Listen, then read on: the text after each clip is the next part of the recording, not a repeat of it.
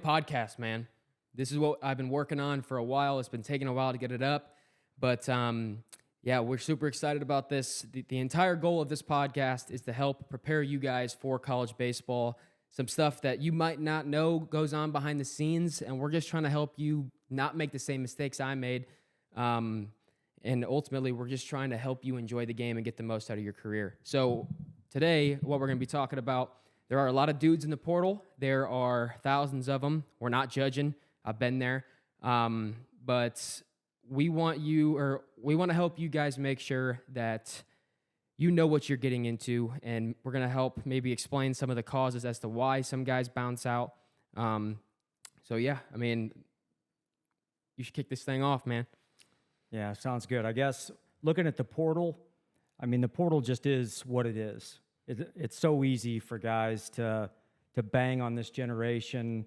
You know, everybody's cutting bait and running. And sure, that's going on. At some level, that's going on. But a lot of guys are getting pushed out too. No doubt. I mean, you get to a new place, it's pretty overwhelming anyway, which we're going to get to that. But to get no attention, to get no love, because they're going through this sorting process, like that's pretty tough on an 18-year-old kid that finds himself in that position where, you know, he's not the man. Now, you've always got to think, yes, I am the man, right? Let's be clear about that. But you think about the life of an 18-year-old kid who's now playing college baseball, like everywhere that guy goes, everybody's like, ooh. You know, BP rounds are, oh, man. Taking fungos, oh, wow, this guy's special. Well, you're going to find real quick, coming up within the next week or two, there are a lot of guys like you. You still got to go in there thinking, yeah, I am special.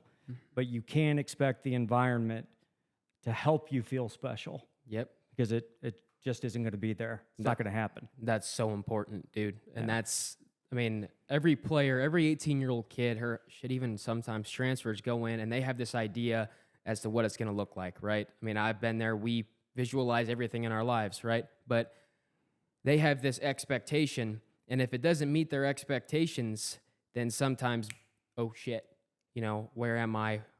You know, what am I supposed to do here? But you just touched on something that I think is incredibly important. The environment's not always going to help you, and it's not always going to build you up. Coaches, like you said, have to sort through guys nonstop. A lot of these rosters are freaking loaded, and they can't sit and make their job building you up. I wish they could, and some coaches do that. You know, some coaches build a solid foundation with you and build you up because they know what you're capable of. But a lot of the times, especially as freshmen, you're not going to get that. No, with rosters being what they are, I mean, how do you work 60 guys out and truly evaluate 8 third basemen, right? I mean, they're fighting to just get everybody through. They're really not going to jump in and make sure that you're feeling good, right? There's just not time. And you certainly can't expect it as a player. No. If you have that expectation and then all of a sudden you find out that they're just moving on, you could get left behind pretty quick. You better have the tools to get yourself right and get yourself right in a hurry. Because you shouldn't expect anybody to hold your hand, a coach to pat you on the ass and help you figure it out and feel good. It'd be great if that happens. And if you do have that guy, you're lucky. Oh, yeah. Yeah. You're lucky. Yeah. When you do show up in the fall, when these young guys show up in the fall and they were the man their entire lives, and then they show up and there's 4 grown men at their position that have lined up beards that are freaking ginormous, that are just, they have that competitive bite because they've been through it. That is going to be pretty intimidating for a lot of guys. I've been through it when I showed up at Baylor freshman year. I've got Davis Wenzel in front of me, Josh Bissonette, Nick Lofton, who was even a freshman, but ended up getting drafted in the first round. I hope he's in the bigs next year because that'd be incredible. Davis, too. Yeah. They're all in AAA now that I think about it. Yeah. Point is, I had tried my best to prepare for that no matter what. I mean, I worked as hard as I possibly could, and I showed up, and those guys were polished. They were bigger than me. They were faster. Like, they the guy, right? And instead of going inwards and thinking, okay, like it is what it is. I'm going to get better each day. I'm going to lock in. I'm going to go out there cocked up no matter what. I let that situation dictate how I felt about myself as a player. And it killed me. It cost me big time. That's the bottom line. So, I mean, for you guys that are going in the next week or two, just know it doesn't mean that you're not going to be the guy, right? It doesn't mean that you aren't going to be the man from day one, because I hope that happens. I really do. But if it doesn't happen, it's all right, dude. I mean, really, it's okay. Yeah, it's good to have some patience, but at that level of baseball, you have to believe in you. Mm-hmm. You have to own your game. Your example about, having Davis Wenzel in front of you, and Davis Wenzel ended up being, what, a first rounder? Yep. Okay, so you had no shot there of coming in and playing in front of Davis Wenzel. Absolutely not possible.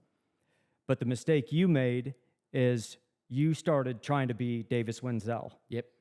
And Davis Wenzel was one of those guys who's like almost going to sleep physically in his mannerisms. Everything is slow.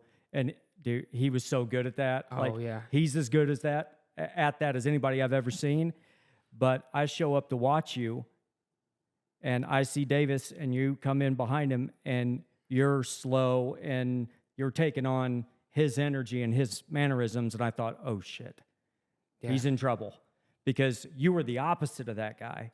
You were the energy, fire, get after it guy, and I knew you were in trouble. Mm-hmm.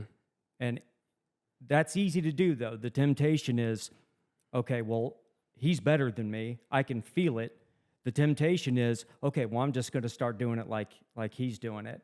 And that is the kiss of death. Oh, no doubt. You will hate the game, and you'll end up hating yourself later once you figure it out. Mm-hmm. Can't go there. No, and when it comes to that situation my freshman year, it was a combination of me doing it to myself, and I take ownership in that no matter what. It is what it is. I take ownership for my career, but that was also something that was pushed and encouraged, like, hey, like, I want you to do it this way. How about you do it like this? See how he does it? Watch him, watch him, watch him. Which, on one hand, I was trying to be coachable. I was 18. I was like, oh, shoot, I'm in the Big 12 right now, and he just hit 320 as a freshman, and he's good. So maybe I should listen. But on the other hand, just like you touched on before, for young players, the version of them that goes up there and owns their game and plays cocked up is better and will have more success in the long run than the version of that guy who tries to be somebody else. And I don't care if it's to please the coaches, to try and get by, to try and make yourself better. You can learn from those guys, right? I learned so much from those guys in front of me, and I'm forever grateful for that. But I should have learned from them and brought it into my own game, into my own style of play. I shouldn't have abandoned who I was to try and model and mirror that guy. That's the big thing that most players go through, especially as freshmen. Yeah, I mean, that's getting pretty deep into psychology. Mm-hmm. But the bottom line there is, yes, there are things you can pick up, as you say, but you've got to own you. Mm-hmm. You can't fall in love with, how he's doing it and then just throw away everything you've ever done and be that. Mm-hmm. Because the one thing we have to do is we have to figure out how to be us. And that's really the focus, if you think about it. Everything that we've done here, all the hours of preparation, it's all about, when they say mental toughness, that's not being, Johnny beat the chest, loud guy who, is all fired up and psyched up. It's not about that. It's about owning your game, slowing it down, and just being you, no matter what's going on externally. Mm-hmm. No matter if the place is burning down. Mental toughness is about still going out there, being you. Ultimately, it's just about being you, no mm-hmm. matter what else is going on. Yeah, that's all it is. Mm-hmm. And that's one thing that I think a lot of guys struggle with is, mental toughness, being you on the field. That comes from playing with absolute certainty, with belief, with confidence. Right? The major term out there is confidence. You want to play confident, but where a lot of players go wrong is they think that confidence is something that comes as a direct result of success that's right in front of them or success that just happened. No, confidence is a state, and you can get yourself there no matter what happened yesterday, last AB, last GB. It doesn't matter, which a lot of guys don't, and I don't blame them, but a lot of guys don't know that. No, confidence is a habit. Yep. It's a habit. And if you're one of those guys who needs success, who needs a certain level of outcomes to feel confident, to get yourself in state, this could be a short career for you. Mm-hmm. Because think about freshman year, college baseball. There's guys that are 4, 5, 6 years older than you. They're more advanced physically. They've been there, which is a big advantage. How easy is it for that guy to go in and start producing outcomes to then feel confident? That's not easy to do, right? Mm-mm. Because before, prior to getting to college baseball, like we said earlier, everything you did was special. Yeah. And just seeing people's reaction, that was enough, right? To make you find that cocked up, confident state. Well, now all that external stuff is not going to be there. That's so good. Yeah, it's a habit, man. And the quality of your career, of my career, of all your guys' career, it's going to come down to the quality of state that you have day in and day out.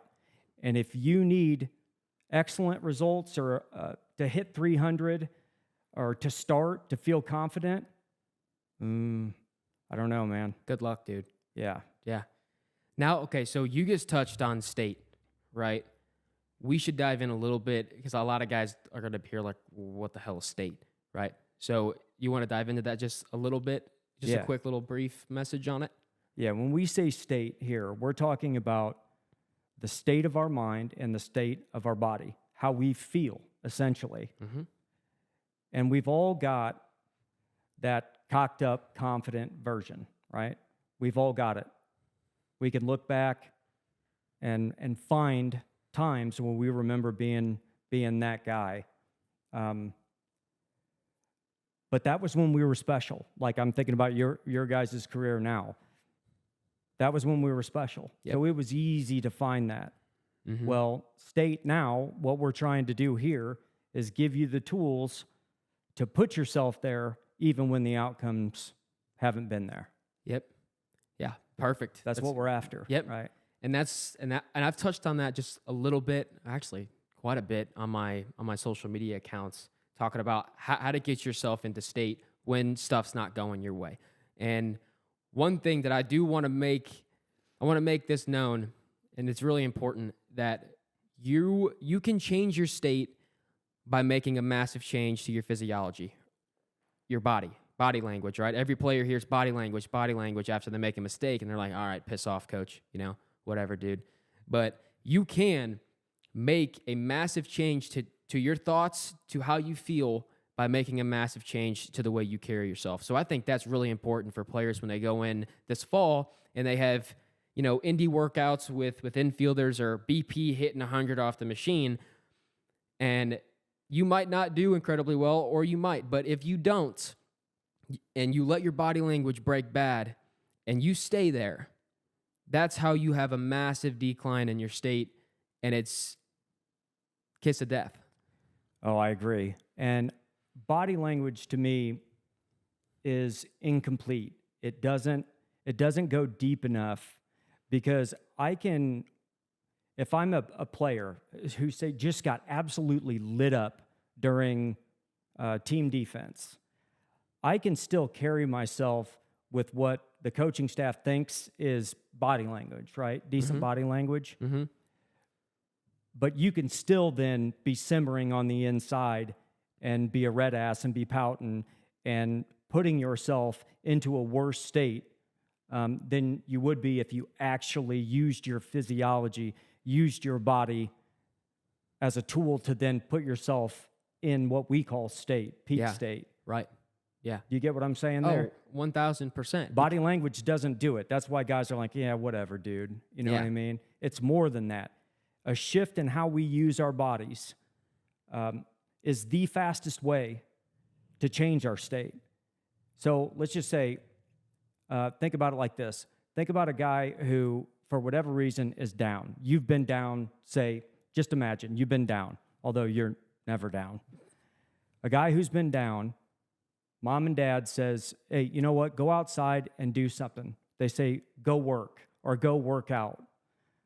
Why is it that instantly makes us feel better? Or we're hungover and then we find ourselves having to go do something, because the way we carry ourselves matters. How we use our bodies sends direct signals to our brain and creates the emotion that we feel inside of us. So if I'm hungover or I've been down and now all of a sudden I've got to go use my body to accomplish some task, my physiology and the way I'm moving sends positive messages to my brain, and now all of a sudden I'm not hungover anymore. Yeah.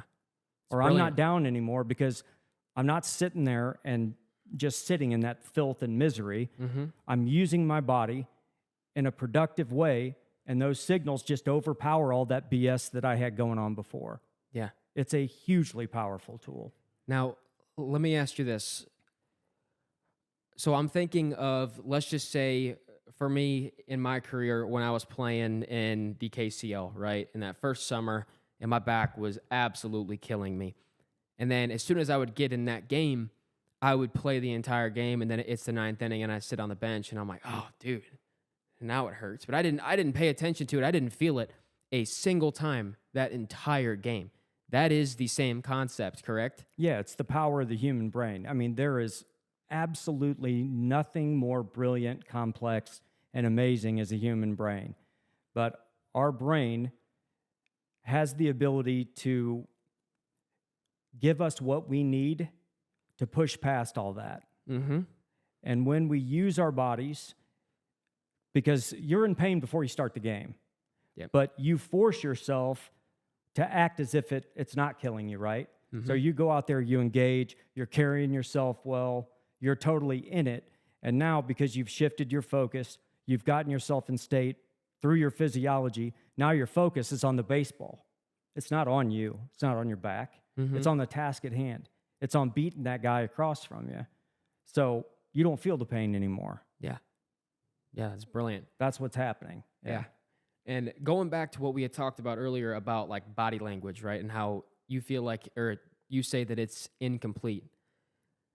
That's the one thing that I think when coaches say body language, body language, body language, I don't think that most of them aren't relaying that message to you because they know that putting yourself in a more positive state is going to impact the way you play, the way you think, the way you feel. I think it's more of a like, how does it look kind of thing, which I just wanted to touch on there for a second. Because No, that's a good observation. Yeah. Because, yeah, they're worried about their team looking like a bunch of guys that give in and pout when they make a mistake. But they also know from experience, they may not be able to articulate it, but they know that a guy who's acting like a baby over making a mistake, he's going to kick another one. They Mm-hmm. know that. Yeah. Instinctively, we all know that. Mm-hmm.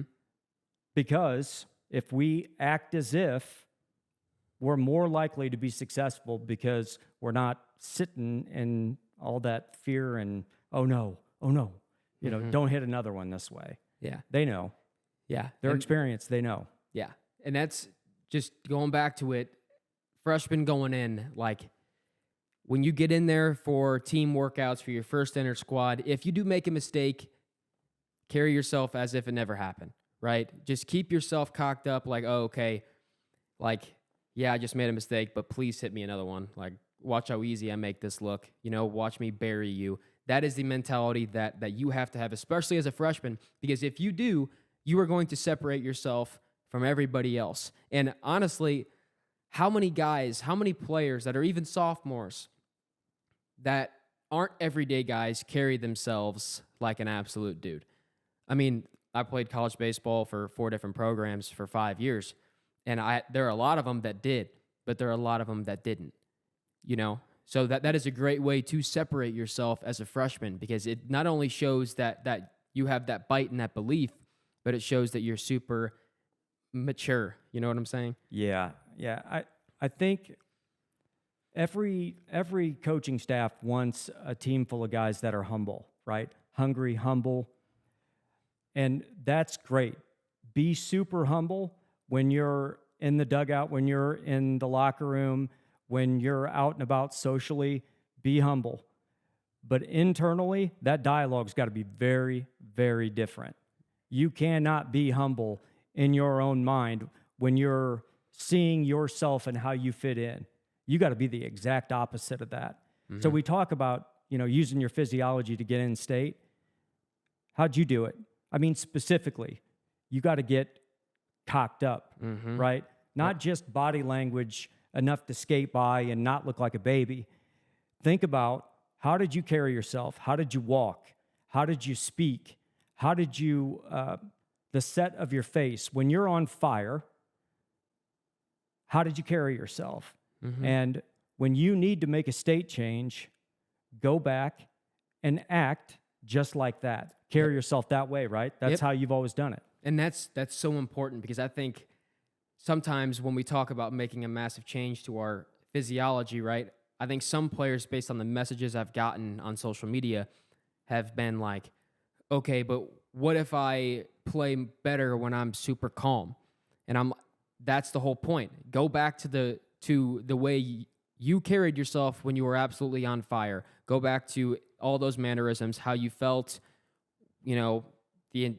what your face was doing, how you were carrying yourself. Some dudes, it's absolutely on fire, bouncing around, carrying yourself like, yeah, F you, dude. That's how a lot of guys get right, and that's how they play their best. But other guys like me, I was that quiet dude, never chirped, never got after other dudes. I just sat there, and I'm like, shoulders were back, quiet, and I was going to secretly bury you. That's the way I carried myself. So that's really important. Yeah, that's huge, because peak state, I mean, people who don't understand, like, haven't heard the language that we use, I mean, they might interpret that as like bouncing off the walls. Exactly. But you got to understand what we mean when we talk about state. We're talking about that state that you need to be in to be the best, biggest, boldest version of yourself. For you offensively, I'm talking hitting wise, you almost had to go to sleep. Because if you were your tendency was to get out early. Even, McCade Brown shooting Advil out of a dart gun at you, 98 miles an hour. I mean, you would get out early because your tendency was to get out too early. I mean, you had to almost go to sleep. Some guys, they've got to get jacked up. You have to know what your state is and then be able to put yourself there. And that's what we're trying to do here, is we're giving you the tools to do it, because it can be done. 100%. Yeah. It can be done. I promise you. And you don't have to be a college baseball player to know that. You don't have to have the experience. You can be freaking 14 years old and look back and be like, all right, how did I carry myself when I was absolutely right? Like, this is something that if you haven't figured it out now, you can go back into your dome and figure it out and be like, okay, that's the kind of player I am. So I need to rely on that, get back to that point when I'm at that next level coming up in the next couple of weeks. So I would go so far as to say that there is no bigger determining factor in whether a human being is successful in any endeavor than their ability to manage and direct their own state. There's no greater gift given to us by God, or however, whatever you call God. There's no greater gift that we've been given, and that is the ability to direct and control our own thoughts so that we can manage our state. Because if you let external factors do that for you, it's just not going to work out for you. But I figure somewhere between 1% and 3% do it. The rest don't. Which is, and that's a conscious decision. Like, you can make that decision right now and be like, all right, I'm not going back to that player I was who let all that shit affect me. I am that guy. Like, this is this is what I harp on. What are you going to do when your back's up against the wall, right? Because your back might be up against the wall, and you can either go inwards and be defeated and crawl into a little hole and stay there and then live with regret for the rest of your damn life, or you can make that decision right now and be like, okay, I am in control of this one thing, which is my state. Because baseball, you can't control what that guy's throwing. You can't control how brutal that umpire is. You can't control whether or not your coach lights you up or gives you a bunt sign. There's nothing you can control there. But the only thing you can control is your thoughts, your body, and your overall state. So, yeah, when you pick up the foot, you got to pick it up like an MFer. Yeah. That's the bottom line. Because we have no idea where that ball is going. No. It's traveling on 2 different planes. No clue what's coming. You've got to pick it up like a motherfucker. Exactly. That's the bottom line. Yep. No, I know. That is the bottom line. It's the only way to play this game. And the more fearful we become, the more exaggerated that state change needs to be as far as our physiology. Mm-hmm. You've got to carry yourself like a monster. Yep. And that's not, don't mistake that for you being an absolute, dickhead. Yeah, You're look not. at me, guy. No, it's Yeah, not no, that. that's This is not- internal. Yeah, this is all the inner dialogue going on up here. Yep. I mean, and that's crucial. A lot of guys make that mistake. Or even worse, a lot of guys carry themselves like a dude, and then a bunch of insecure cats on the other side or in the dugout are like, oh, look at him. He thinks he's better than everybody. Well, you know what? If he's carrying himself like he's better than you, he's probably better than you. Yeah. Which is what I learned at Southeastern, man. Those dudes carried themselves like dudes. But they were humble. In the dugout, we were all boys. That's why we won the freaking World Series. But, there were 9 dudes out there that knew that they were better than you. And other teams hated it. But guys hate what they don't have. Guys hate what they're jealous of. So if you can go in there as a freshman and have that inner dialogue and be like, okay, I am that guy. I am that guy, and I don't need physical proof from this set of 6-4-3 double plays to be that guy, you're going to put yourself at a massive advantage to everybody else. That's where it's at. Yeah. Right there. That's what this is all about. Yeah. Well, shoot, if you guys have any questions for us, if you have any comments, anything you want us to touch on, comment down below. We're going to have this on YouTube. We're going to have this on Spotify. I'm going to branch this all out. We're super freaking excited.